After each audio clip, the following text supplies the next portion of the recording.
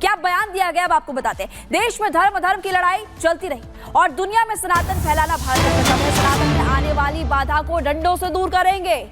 हिंदू की बात करते हुए संघ प्रमुख मोहन भागवत नजर आए। एक बड़ा बयान जो उनकी तरफ से दिया गया है वो तो आपको सुनवाएंगे, लेकिन सनातन की राह में रोड़ा कौन, सबसे बड़ा सवाल ही खड़ा होता है। उन्होंने कहा कि देश में धर्म की लड़ाई इस वक्त चल रही है और ये हिंदुओं का दायित्व है कि वो सनातन धर्म की बात करें, सनातन धर्म को फॉलो करें।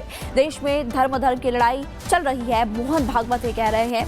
दरअसल कार्यक्रम में पहुंचे थे और कहा कि दुनिया में सनातन फैलाना भारत का कर्तव्य है। सुनिए आप। धर्म की शक्ति है जो दुनिया को जोड़ के रखती है, आगे बढ़ाती है। लेकिन एक अधर्म भी है, वो भी सृष्टि का हिस्सा ही है, वो भी सदा रहता है और इन दोनों का संघर्ष रहता है।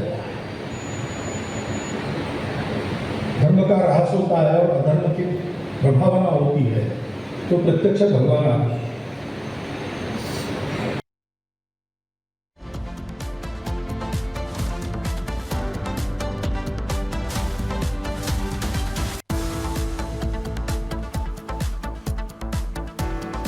तो देखिए, जिस तरीके से सीएम योगी आदित्यनाथ की तरफ से नारा दिया गया था, बटोगे तो कटोगे, और इस नारे की गूंज जो है झारखंड होते हुए अब महाराष्ट्र पहुंच गई है और वहां पर जो नफरती गैंग है वो कहीं ना कहीं इसको लेकर के बवाल कर रहे हैं, सियासत कर रहे हैं और इसमें अब कूद पड़े हैं छोटे ओवैसी और यहां पर नफरती भाषण देते हुए नजर आए। क्या कुछ कहा है उनकी तरफ से, इस रिपोर्ट के जरिए आपको दिखा देते हैं।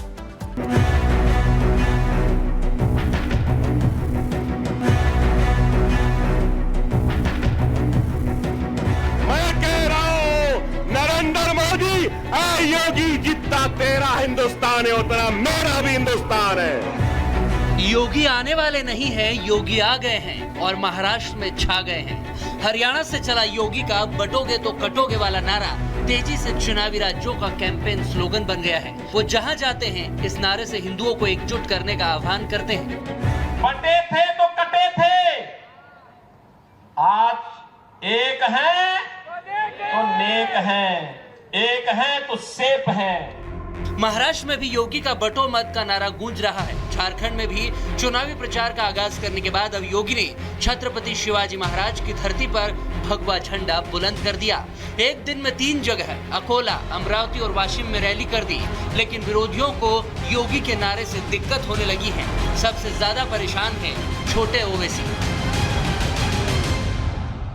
उस समय उन्होंने औरंगजेब की सत्ता को चुनौती देते हुए हिंदवी स्वराज के लिए सभी हिंदू राजाओं को एकत्र करने का काम किया था। तब औरंगजेब जैसा बर्बर विदेशी आक्रांता भी उस कालखंड में न चाहते हुए भी पराजय का मुंह देखने के लिए मजबूर हुआ था। और मैं तो केवल एक लाइन में अपनी बात कह रहा हूं और एक लाइन की बात यही है कि बटो मत।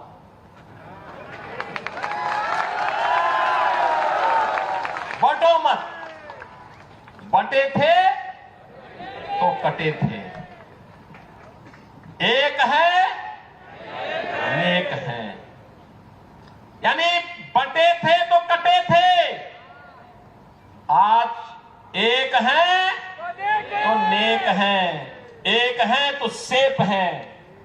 बीफ के नाम पर, मॉब लिंचिंग के नाम पर, घर वापसी के नाम पर, सर पे टोपी पहनने के नाम पर, दाढ़ी पालने के नाम पर जो तुम काट रहे हो, क्या ये तुम्हारी नफरत हिंदुस्तान के सबसे बड़ी अखिलियत से क्या ये मुल्क को कमजोर नहीं कर रही है? नफरत के नाम पर लोगों को भड़काने वाले अकबरुद्दीन एक बार फिर 15 मिनट वाली धमकी को दोहरा रहे हैं, लेकिन जानते हैं इस बार सरकार मोदी की है तो 2012 जैसी गलती नहीं करेंगे। संभाजी नगर में चुनाव प्रचार के दौरान घुमा फिरा कर अपनी बात कहने की कोशिश कर रहे हैं।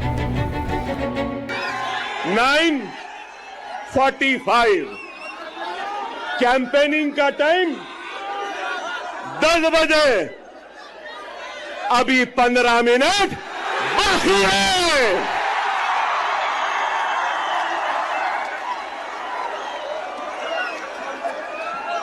अरे भाई 15 मिनट बाकी है, सब्र करिए। ना वो मेरा पीछा छोड़ती है, ना मैं उसका पीछा छोड़ सकता। चल रही है, मगर क्या गूंज है। छोटे ओवैसी बोले और विवाद न हो, भला ऐसा कैसे हो सकता है? क्योंकि मुस्लिम वोट बैंक को एकजुट रखने के लिए वो पहले भी 15 मिनट पुलिस हटा लो वाला बयान दे चुके हैं। मगर अब योगी हिंदुओं को एकजुट करने के लिए महाराष्ट्र के रण में कूद चुके हैं, तो उनका एक बयान ही सब पर भारी है। अब योगी ने तो एमवीए का भी नया नामकरण कर दिया है। एक तरफ यह गठबंधन है और दूसरी ओर महाअगाड़ी के रूप में महाअनाड़ी गठबंधन है।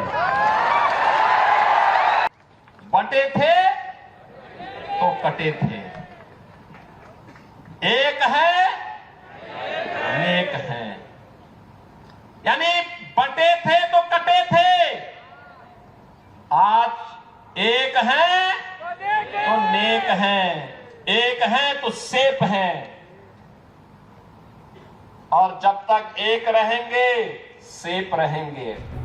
बटने न देने के नारे से सिर्फ जूनियर ओवैसी परेशान नहीं है, टेंशन तो इंडी वालों की भी बड़ी है, खासकर सपा की, क्योंकि यूपी में भी उपचुनाव है।